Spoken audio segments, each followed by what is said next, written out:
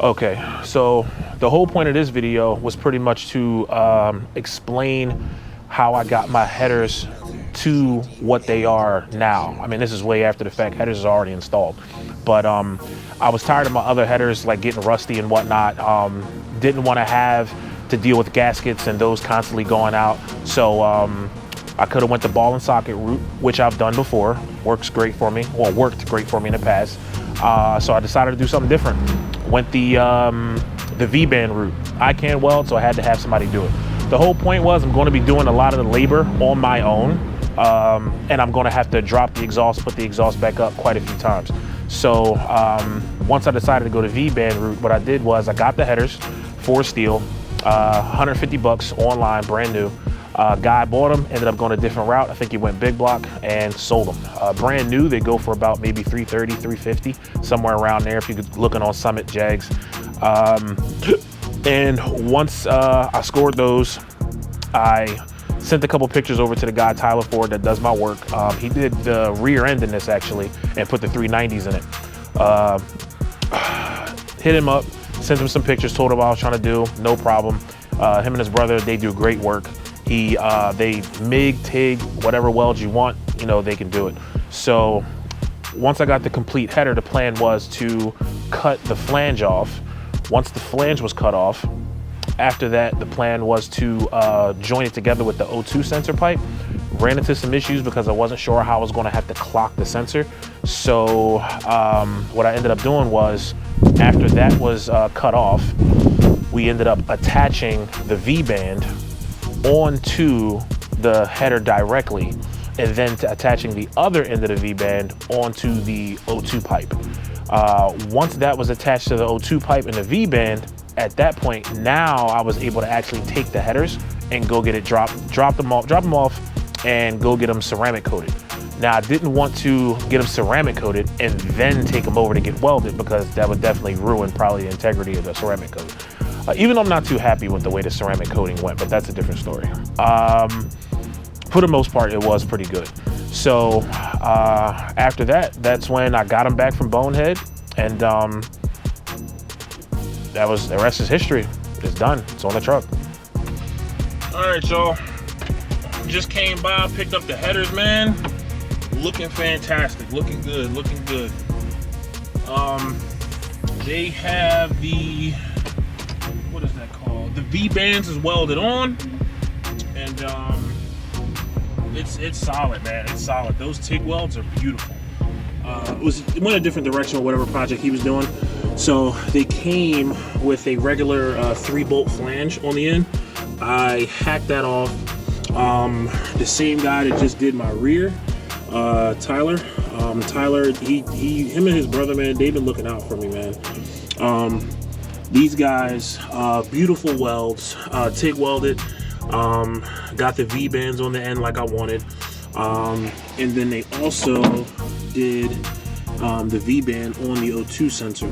And it works out pretty well, because it's still going to put me where I need to be as far as the O2 sensor goes. So, because it's within the 6 to 8 inches of the collector, so it should read properly. And yeah, man, these things are ready to go. So now the goal is to take the journey over to Bonehead Performance. Well, I'm sorry, Bonehead Coating. And Bonehead is going to give these a ceramic coat. And because I'm tired of having my headers rust on me. I've had headers rust on me, my Suburban, my Caprice, and it would be nice to actually have something that stays nice when you make it look nice. So that's the move. All right, y'all, we at Bonehead. Finally get to drop these headers off. Boy. So yeah, man, when we come to pick these bad boys up, they are going to be ceramic coated and looking beautiful, man. So we're gonna get it on inside. Bonehead Performance. All right, y'all, we out here in the morning. Kind of late morning. It's about to be noon, but got the phone call from Bonehead Performance saying that the headers is ready for pickup. So I'm definitely happy to see how they came out. and you know, just check out the quality. I mean, because I heard good things about these guys.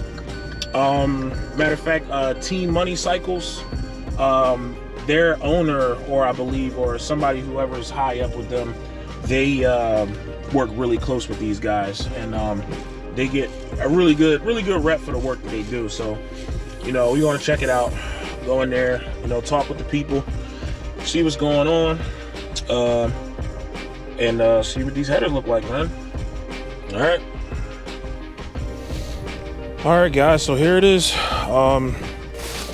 These finally got them back from Bonehead Performance Coatings, and we went. Well, in case you didn't know earlier, but we went with the ceramic coat.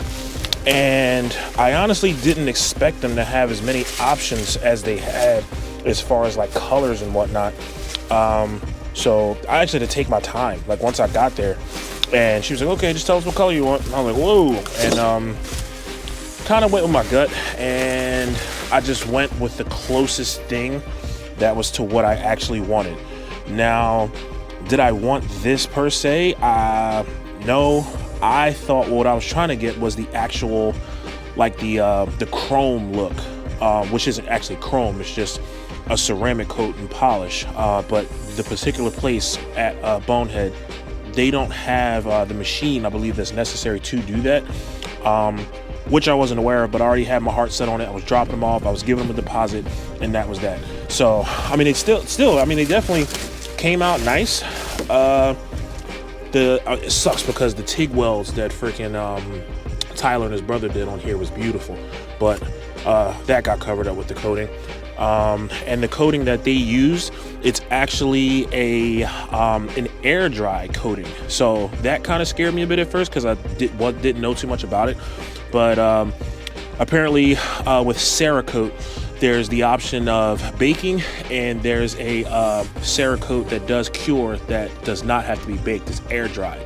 The Cerakote that has to be air dried, actually, I want to say it has to dry for like 5 days.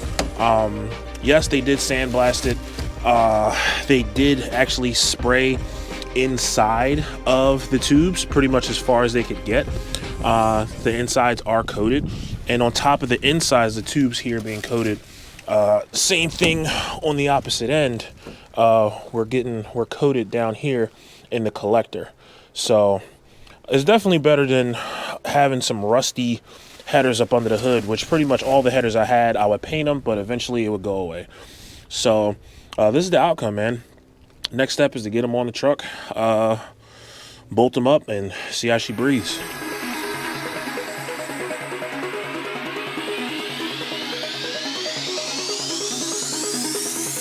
This is a welded production.